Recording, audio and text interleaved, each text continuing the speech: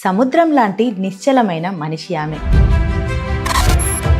భర్త కలను తాను సాకారం చేసుకుంటూ అర్ధాంగికి నిజమైన అర్థంగా నిలిచారు. జీవితంలో ఎన్నో ఆటుపోట్లు.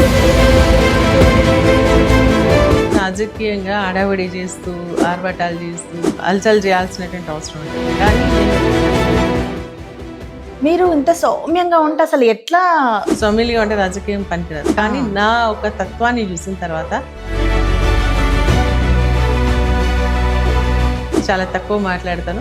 కానీ చేసేటువంటి పని ఏదైతే ఉంటుందో దాన్ని వైఎస్ గారితో మంచి అనుబంధం ఉండేది. రాజశేఖర రెడ్డి అన్న టైం ఇచ్చిండు అంటే ఒక సీఎంగా.